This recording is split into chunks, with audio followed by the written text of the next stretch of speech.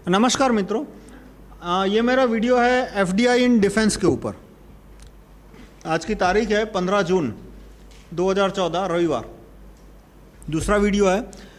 एक इससे पहले का मेरा वीडियो है वो एफडीआई इन जनरल के ऊपर है कि एफडीआई से क्या क्या बेसिक इकोनॉमिक प्रॉब्लम हो सकते हैं, और ये video specifically FDI in defence के ऊपर है।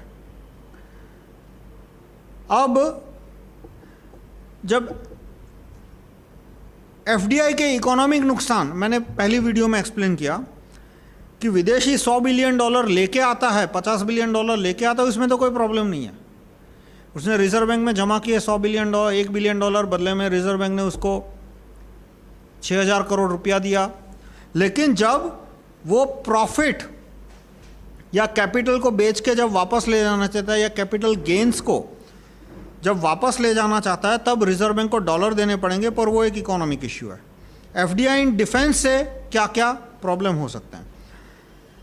पहले जो एफडीआई डिफेंस के जो भक्त हैं, तीनों, सोनिया के भक्त, अरविंद केजरीवाल के भक्त और नरेंद्र मोदी के भक्त, वो एकाएक हड़बड़ी मचा देते हैं कि हम एक दिन भी वेट नहीं कर सकते, इतनी इमरजेंसी है कि आज के आज एफडीआई आने दो, विरोध मत करो एफडीआई का, क्योंकि चीन हम पे कल हमला कर सकता है। यदि कल हमला करे तो आज हम क्या करेंगे, या कल हम क्या करेंगे।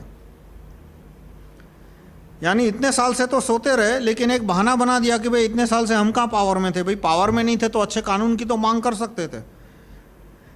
तो ये जो हड़बड़ी मचा दी इमरजेंसी की, आज की आज एफडीआई लानी है, आज की एफडीआई का विरोध मत करो, तो जो स्थानिक कानून है, भारत में हथियारों का उत्पादन सुधारने के लिए जो कानून पास करने के जरूरी है, उसकी जब बात करो तो सीधा वो टाइम पास में चले जाते हैं कि ये बात कल करेंगे, परसों करेंगे, अगले हफ्ते करेंगे, अगले महीने करेंगे, अगले जन्म में करेंगे। कौन कौन से कानून से भारत में हथियारों का उत्पादन सुधर सकता है? एक तो मैंने कहा ज्यूरी सिस्टम, फिर right to recall, wealth tax, mineral royalty, indirectly citizens account, DDMRCM, और हथियार से स्पेसिफिक कानून कि भारत में किसी भी कंपनी को हथियारों का उत्पादन शुरू करना हो तो उसे किसी भी प्रकार की परमिशन की लेने की ज़रूरत नहीं होनी चाहिए। उसको सिर्फ रजिस्ट्रेशन करा दिया, वो अपने हर साल का हर महीने ब्यौरा दे दी कि कितनी बंदूकें बनाई, कितनी किसको बेची, लेकिन उसको परमिशन लेने की कोई ज़रूरत नहीं होनी चाहिए। यानी लिबरलाइज वेपन मैन्युफैक्चरिंग सेक्टर। आज हथियार बनाने की फैक्ट्री डालना कितना मुश्किल है कि आपको एक छोटा सा पिस्टल, रिवॉल्वर बनाने की फैक्ट्री डालनी हो तो आपके 5.5 फुट 6 फुट की हाइट घिस घिस के 2.5 फुट हो जाएगी, आपको परमिशन नहीं मिलेगी। इतने जटिल कानून है, और वो कानून सुधारने की बीजेपी ने आज तक कभी मांग नहीं की। वाजपेयी ने 6 साल में एक भी कानून नहीं सुधारा, और अभी एफडीआई लाने की जल्दी है, लेकिन वो हथियार बनाने की फैक्ट्रियों के कानून के लिए परमिशन लेनी चाहिए, वो कानून हटाने की उनको जल्दी नहीं है, जरा भी जल्दी नहीं, आराम से सो रहे हैं। अब मैंने जो कानून प्रपोज किया है कि किसी भी आदमी को टैंक बनाना है, या AK-47 बनानी है, या chemical weapon, biological weapon, nuclear weapon के सिवा कोई भी हथियार बनाना है, उसको हेलीकॉप्टर बनाना है, उसको फाइटर प्लेन बनाना है, तो उसके लिए किसी भी तरह की परमिशन की जरूरत नहीं होनी चाहिए। तो वो कानून पास नहीं कर रहा। दूसरा कि हर एक आदमी के पास बंदूक रखने की छूट होनी चाहिए। मैंने तो ये कानून प्रपोज किया है कि हर एक आदमी के घर में बंदूक रखना कंपलसरी होना चाहिए। मतलब मान लो साल में उसकी इनकम यदि 3 लाख से ऊपर है और उसके पास टोटल वेल्थ उसके पास 20 लाख से ज़्यादा है, तो उसके घर में बंदूक होना कंपलसरी होना चाहिए, जो स्विट्ज़रलैंड में कानून है। स्विट्ज़रलैंड में हर एक सिटीज़न के घर में बंदूक होना कंपलसरी है। यदि उसके घर में बंदूक नहीं है तो उसको सजा हो सकती है। बंदूक रखना और 24 गोलियां रखना, ये 24 गोलियां का कानून मैं अपने जेब में से नहीं दे रहा हूँ, उनके कानून के बुक में लिखा है कि हर एक आदमी के घर में बंदूक और 24 गोलियां होना कंपलसरी है। वो कानून हमें भारत में लाना चाहिए। तो क्या होगा कि चीन की सेना कल आ सकती है, तो आज हमारे पास लड़ने के लिए हथियार तो होने चाहिए। अब 6 घंटे में तो सबके यहाँ बंदूक नहीं आ सकती, लेकिन ये बंदूक के फैक्ट्रियाँ डालने का कानून लिबरलाइज हो जाए तो 6 महीने के अंदर हर एक हिंदुस्तानी के पास AK-47 जैसी कारगर बंदूक आ सकती है, और लोग बंदूक खरीदेंगे तो ऑटोमेटिकली दूसरे हथियार बनाने की फैक्ट्रियों में भी उनकी भी कार्यक्षमता सुधरेगी, इंजीनियरों को उतनी स्किल आएगी, तो वो कानून बनाने की बात करो तो सीधा टाइम पास मोड में चले जाते हैं कि कल आना, अगले जन्म में आना। बीजेपी के एक भी मिनिस्टर, वो अरुण जेटली हो या नरेंद्र मोदी हो या कोई भी हो, उनको भारत के अंदर हथियार बनाने की फैक्ट्रियों में लाइसेंसिंग की ज़रूरत ही नहीं होनी चाहिए, वो कानून पास करने में इंटरेस्ट नहीं है। अब नरेंद्र मोदी के भक्त इस कानून को तो सपोर्ट करते हैं कि हाँ, हथियार बनाने के लिए जितने कानून जरूरी है वो करने चाहिए, पर वो देखते हैं कि उनके नेता विरोध कर रहे हैं। और अंधभक्तों की ये टेंडेंसी हो जाती है कि नेता विरोध करे तो वो खुद भी विरोध करेंगे, वो खुद भी सही कानून को भी वो गलत बताना शुरू करेंगे। इसलिए वो गलत किसको बताते हैं कि आज एफडीआई पे फोकस करो, आज ये सारे कानून पास करने का टाइम नहीं है। भाई टाइम क्यों नहीं है? नृपेंद्र मिश्रा को प्रिंसिपल सेक्रेटरी बनाना था, तो संडे को कानून पास कर दिया, छुट्टी के दिन, रविवार के दिन कानून बना दिया। नृपेंद्र मिश्रा के बारे में बताऊंगा क्योंकि वो थोड़ा इंटरेस्टिंग आदमी है। उन्होंने आईएएस अफसर है, उन्होंने 5 साल आईएमएफ में नौकरी की। अब आईएमएफ ऐसी जगह है कि जहाँ कोई भी अच्छा भला आदमी 6 साल 1 साल जानबूझ के गलती से चला जाए तो वो तो ठीक है, पर किस टाइप का आदमी वहाँ 2 साल या 5 साल टिक सकता है? जो आदमी में सर से पांव तक ये मेंटालिटी हो कि हिंदुस्तानी गुलामी करने के लिए पैदा हुआ है और गोरा उस पर राज करने के लिए पैदा हुआ है, वही आदमी आईएमएफ में 1 साल से ज़्यादा टिक सकता है। यदि उसमें थोड़ी भी ऐसी भावना है, वो यदि उसमें इन्फीरियरिटी कॉम्प्लेक्स नहीं है, यदि चूर चूर से भरा है इन्फीरियरिटी कॉम्प्लेक्स नहीं है उसमें, तो वो आईएमएफ में 1 साल से ज़्यादा टिक नहीं पाएंगा। ऐसी जगह पर नृपेंद्र मिश्रा जी 5 साल काम करके आए। उसके बाद वो ट्राई के चेयरमैन बने, कंपनियों ने उनको ट्राई का चेयरमैन बना दिया, ये मनमोहन सिंह ने, ताकि विदेशी कंपनियां जो टेलीकॉम में आ सकते हो उसको मैक्सिमम बेनिफिट मिल सके। अब ट्राई के एक्ट में लिखा है कि एक बार कोई आदमी ट्राई का चेयरमैन बन जाए तो वो दोबारा सेक्रेटरी नहीं बन सकता। तो अब उनको मल्टीनेशनल कंपनियों ने डिसाइड किया कि इसी को प्राइम मिनिस्टर का प्रिंसिपल सेक्रेटरी बनाना है, तो कानून चेंज करना पड़ता है। तो संडे को ऑर्डिनेंस इश्यू कर दिया, क्योंकि कानून चेंज करने के लिए तो लोकसभा और राज्यसभा में से कानून पास करना पड़ता है। लोकसभा और राज्यसभा तो सेशन नहीं चल रहा था, तो ऑर्डिनेंस रविवार के दिन, शनि या रविवार के दिन ऑर्डिनेंस निकाला कि नृपेंद्र मिश्रा को प्रिंसिपल सेक्रेटरी बनाना है। इसलिए ट्राई एक्ट में ये अमेंडमेंट किया कि चेयरमैन है वो बाद में आईएएस दोबारा, ये सेक्रेटरी वगैरह दोबारा बन सकता है। तो नृपेंद्र मिश्रा को सेक्रेटरी बनाने के लिए फटाफट कानून बन सकता है, लेकिन भारत की कंपनियां हथियार बनाने का कि फैक्ट्रियां डाल सके उसके लिए डी लाइसेंसिंग करना, उसके लिए कानून बनाने में नींद आती है, टाइम नहीं मिलता। अब एफडीआई के लिए कितनी हड़बड़ी है कि एफडीआई इन डिफेंस लाने के लिए 4 मिनिस्ट्री से फाइल घुमानी पड़ती है, defence, finance, company affairs, commerce ministry. तो 3 मिनिस्ट्री एक ही आदमी को दे दी गई, अरुण जेटली, जो कि विदेशियों का एजेंट है। उसने ये मॉडर्न फूड है, वो 250 करोड़ में हिंदुस्तान लीवर को बेचती थी 2001 में, जबकि 2001 में मॉडर्न फूड के पास अकेले दिल्ली में जो ज़मीन थी उसकी कीमत 2000 करोड़ थी। मतलब ये आदमी देखो कैसा है। फिर इसी आदमी ने, अरुण जेटली ने, यह कानून बनाया कि 18 साल से कम उम्र का आदमी कितने भी क्राइम करे और कितना भी गंभीर क्राइम करे, मर्डर करे, अपहरण करे, छेड़खानी करे, उसको 3 साल से ज़्यादा सज़ा नहीं करना। ये जुवेनाइल जस्टिस एक्ट भी इसी अरुण जेटली ने बनाया। मतलब अकेले अरुण जेटली का दोष नहीं है, वाजपेयी भी उसके साथ थे, एल.के. आडवाणी भी उस समय होम मिनिस्टर थे, उसने भी सपोर्ट किया था, अरुण शौरी ने भी इस कानून को सपोर्ट किया था उस समय, ईयर 2000 की बात कर रहा हूँ। पर इस आदमी को 3 मिनिस्ट्री दे दी। असल में आज की कैबिनेट के अंदर अरुण जेटली असली प्राइम मिनिस्टर है, क्योंकि इतने 3 डिपार्टमेंट उसके पास में है। और अब तो मेरा पॉइंट यह है कि एफडीआई लाने के लिए जितनी जल्दी बताई जा रही है, उसका 1% भी भारत के अंदर हथियार उत्पादन करने के लिए नहीं लाया जा रहा। अब जो बेसिक प्रॉब्लम है एफडीआई इन डिफेंस से, कुछ कहते हैं कि इससे हथियारों की कीमत सस्ती हो जाएगी, कि जो प्लेन 800 करोड़ से हम फ्रांस में लाए अप्रॉक्सीमेटली, वो यदि भारत में हम फ्रांस की कंपनी को एफडीआई लाने देते, वो प्लेन भारत में बनता है तो हमें 200 करोड़ में पड़ेगा। पहले तो ये बात थोड़ी गलत है, मतलब 800 करोड़ का प्लेन शायद 700 करोड़ में पड़ेगा। पर मेन चीज़ ये नहीं है कि पैसा बचेगा या पैसा ज़्यादा जाएगा। जिस दिन फ्रांस हम पे अटैक करेगा तब वो रफाल काम आने वाला है।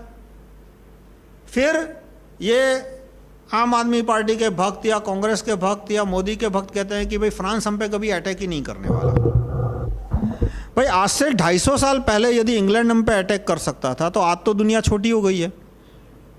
250 साल पहले यदि इंग्लैंड इतनी दूर से आके, उस जमाने में जब ना कोई प्लेन था, ना कोई टेलीग्राम था, ना कोई टेलीफोन था, ना कोई इंटरनेट था, और उस समय लकड़ी के जहाज होते थे, इतने स्पीड भी नहीं होती थी, और उस समय यदि ब्रिटेन अटैक कर सकता है तो आज क्या फ्रांस नहीं तो ब्रिटेन नहीं तो अमेरिका अटैक नहीं कर सकता? और अमेरिका यदि इराक पे अटैक कर सकता है, लीबिया पे अटैक कर सकता है, तो पाकिस्तान को वेपन तो दे ही रहा है, तो भारत पे अटैक नहीं कर सकता?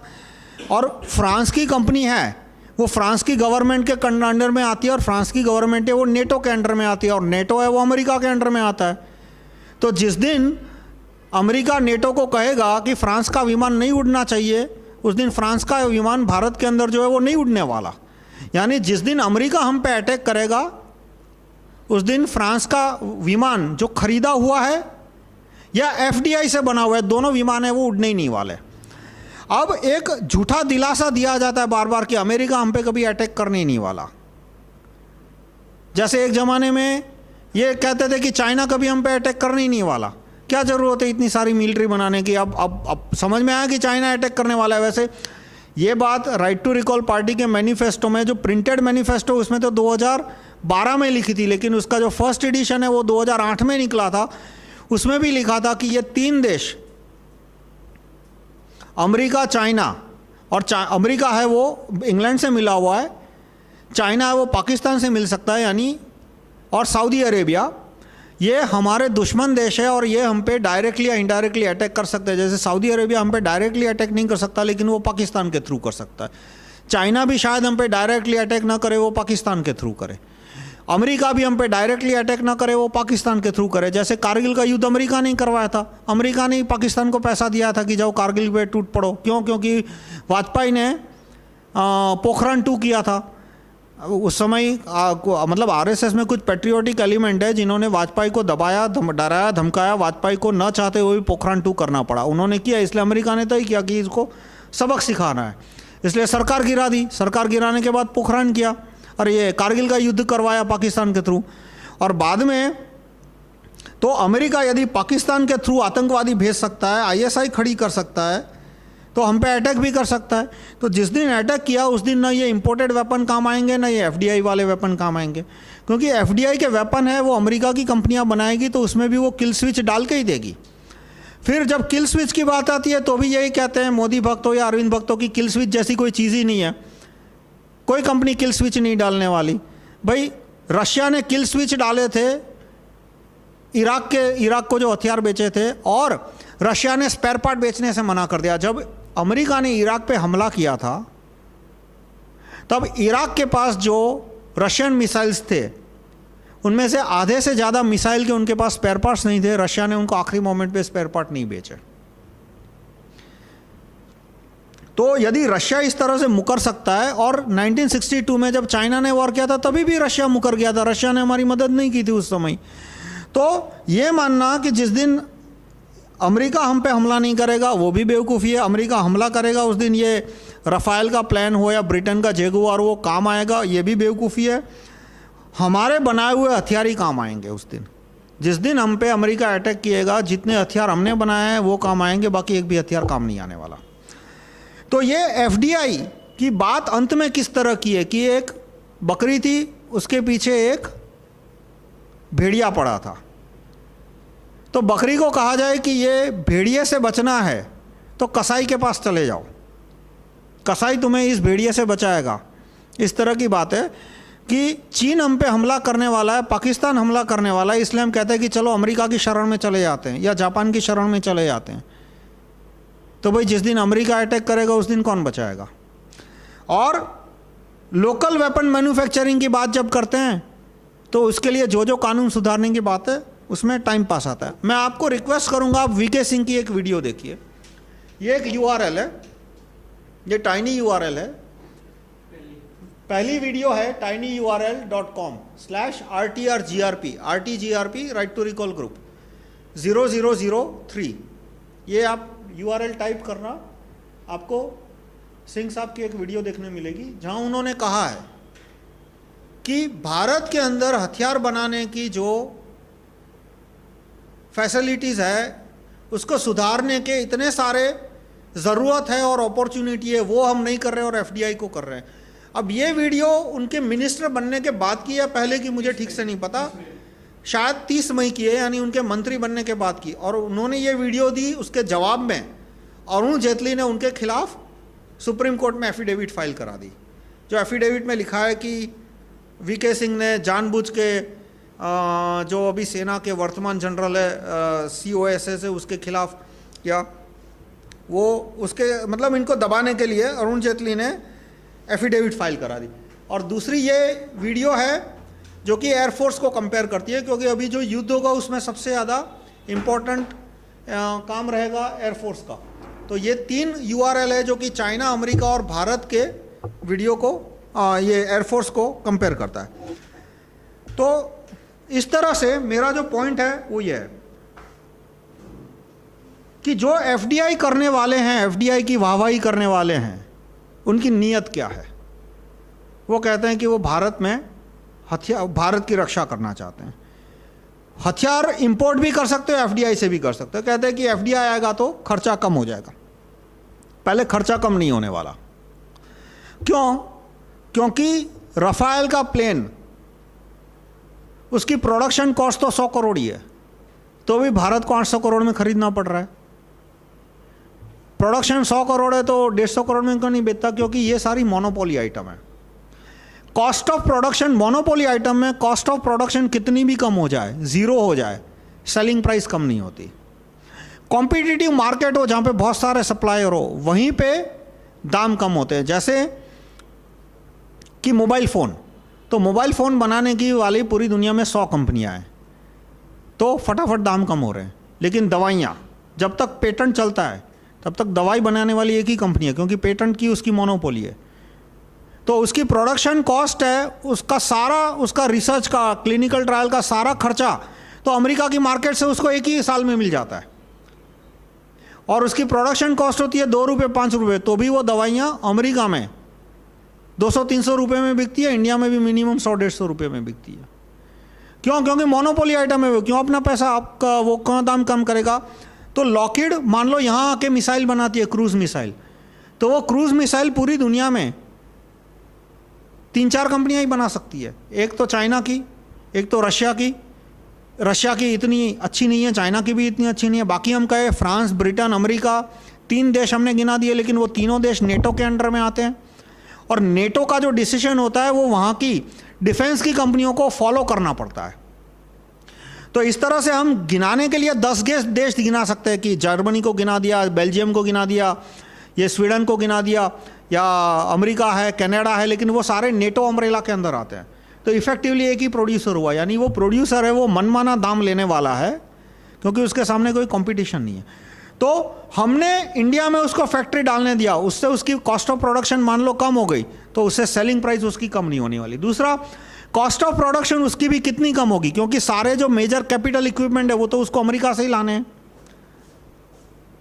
उसको लेबर हम कहेंगे कम हो गया, लेकिन जो हाईली स्किल्ड लेबर है वो तो इंडिया में है ही नहीं, अभी डेवलप ही नहीं हुआ। वो तो हम भारत में फैक्ट्रियाँ डालेंगे तब वो लेबर डेवलप होगा। आज मैं मान लो IBM को चिप बनाने की परमिशन देता हूँ, तो चिप बनाने के लिए जो टेक्नीशियन चाहिए, या तो जो अल्ट्रा हाई स्किल्ड फिजिसिस्ट है, ultra high skilled chip engineer है, वो तो इंडिया में है ही नहीं। तो वो तो उनको या तो विदेश से कंसल्टिंग करानी पड़ेगी, या तो विदेश से ही भारत लाने पड़ेंगे। यानी मान लो प्लेन का उत्पादन का खर्चा 300 करोड़ है, तो वो भारत में उत्पादन होगा तो 300 करोड़ से सिर्फ 250 करोड़ ही हो रहा है, ज़्यादा बचत नहीं हो रही। दूसरा, वो कंपनी जब रिपेट्रिएशन के लिए डॉलर जितना उसने मुनाफा किया, अब जब उसको वो मुनाफा वापस ले जाना है रिपेट्रिएशन, तो वो डॉलर मांगेगी, तो डॉलर कहाँ से लाओगे? यानी डिफेंस का तो एक भी प्रॉब्लम सॉल्व हो ही नहीं रहा, और इकोनॉमिक प्रॉब्लम है उसमें सिर्फ 20-30% ही बेनिफिट मिल रहा है। ऐसा नहीं है कि जो 800 करोड़ का प्लेन है वो 50 करोड़ में पड़ेगा, वो 800 करोड़ का प्लेन 600 करोड़ में पड़ेगा। तो जो फिर भी मैं आपकी इकोनॉमिक बात मान लेता हूँ, पर आप इंपॉर्टेंट क्वेश्चन को इवेड कर रहे हो। आप यानी जो FDI के समर्थक है, FDI के समर्थक इंपॉर्टेंट क्वेश्चन को इवेड कर रहे हैं कि जिस दिन अमेरिका ने हम पे धावा बोल दिया, उस दिन कौन सा प्लेन काम आएगा? और जापान की कंपनी है, वो भी अमेरिका और भारत, यदि भारत और अमेरिका का युद्ध होता है तो Japan as a country America का साथ देगा, भारत का साथ नहीं देगा, क्योंकि जापान काफ़ी हद तक अमेरिका पे डिपेंडेंट है, काफ़ी हद तक अमेरिका से दबा हुआ है। जापान की सेना अमेरिका में बेस बनाए बैठी है, और जापान, अमेरिका कितनी हद तक जापान को दबा के रखा है कि जापान का जितना भी सरप्लस होता है, ट्रेड सरप्लस हो या कैपिटल सरप्लस जो भी है, वो सारा उसे अमेरिका की इकोनॉमी में इन्वेस्ट करना पड़ता है। अमेरिका की इकोनॉमी में वो गंवा देता है। रियल एस्टेट में जापान ने पैसा कमाया, अमेरिका के रियल एस्टेट में, अमेरिका की बॉन्ड मार्केट में जापान ने पैसा कमाया, अमेरिका के शेयर मार्केट में पैसा कमाया, अमेरिका की ट्रेजरी बिल में जापान ने पैसा कमाया। फिर भी हर साल उसको अमेरिका के बॉन्ड खरीदने पड़ते हैं, अमेरिका के शेयर खरीदने पड़ते हैं। क्यों? क्योंकि जापान की इलीट ने अमेरिका की इलीट ने पूरा जापान को दबा के रखा है। तो हम जापान से फैक्ट्रियाँ, जापान यहाँ पे हथियार बनाने की फैक्ट्रियाँ डालते हैं, तो अमेरिका और भारत का युद्ध होगा उस दिन ये फैक्ट्रियाँ ज़्यादा काम नहीं आने वाली। तो देखो, घुमा फिरा के कोई शॉर्टकट नहीं है दुनिया में। पिछले 4 साल से ये अन्ना के भक्त, अरविंद के भक्त, सोनिया के भक्त और नरेंद्र मोदी के भक्त एक ही रट लगाए बैठे हैं कि देश में एक भी अच्छे कानून की ज़रूरत नहीं है, बस इन लोगों के चेहरे मुखौटे टोपी पहन के घूमो। मतलब सबसे ज़्यादा यदि देश को नुकसान हुआ हो तो ये सोनिया गांधी के भक्तों की वजह से हुआ, दूसरा नंबर अरविंद गांधी के भक्तों की वजह से, और तीसरा नरेंद्र मोदी के भक्तों की। 3 साल तक इतना हो हल्ला मचाया, हो हल्ला ये कि सारे अच्छे कानूनों का विरोध करो, बस ये 3 चेहरों को लेके घूमते रहो। ये बात नहीं है कि नरेंद्र मोदी को प्रधानमंत्री की बात बनाने की बात अपने आप में ठीक है, उसमें कोई गलती नहीं है, पर यह कहना कि अच्छे कानून की ज़रूरत ही नहीं है, सिर्फ एक अच्छे आदमी को प्रधानमंत्री बना दो, यानी कि आदमी है वो कानून से भी बड़ा हो गया, वो सिस्टम से भी बड़ा हो गया। मतलब ये झूठ कह के इतना बड़ा नुकसान किया पिछले 3-4 साल में कि जो पिछले 3-4 साल में अच्छे कानूनों का प्रचार करने का मौका था, अच्छे कानूनों का प्रचार करने की ज़रूरत थी, वो सब साइडलाइन हो गए। उसकी वजह से आज ना देश में अच्छे कानून है और देश में अच्छे कानून नहीं है, इसलिए फैक्ट्रियाँ नहीं चल रही, उद्योग नहीं चल रहे, और बाहर से इंपोर्ट करने की बात तो दूर रही, अब हमें विदेशों को ही कहना पड़ रहा है कि तुम आके हमारे देश में हर तरह की फैक्ट्रियाँ चलाओ। तो कोई शॉर्टकट नहीं है, हमारे बनाए हुए हथियार ही हमको काम आएंगे। हमारे यहाँ हथियार बनाने के लिए कौन कौन से कानून सुधर सकते हैं, वो मेरा एक पूरा दूसरा वीडियो है कि हम किन किन कानूनों से हमारे यहाँ हथियारों का उत्पादन सुधार सकते हैं। FDI है, उससे खर्चा, वेपन इंपोर्ट का जो खर्चा आएगा उससे मैक्सिमम 10-20% ही कम होगा, कोई ज़्यादा कम नहीं होने वाला। और विदेशी हथियार जब अमेरिका हम पे हमला करेगा तब कोई काम नहीं आने वाला। धन्यवाद।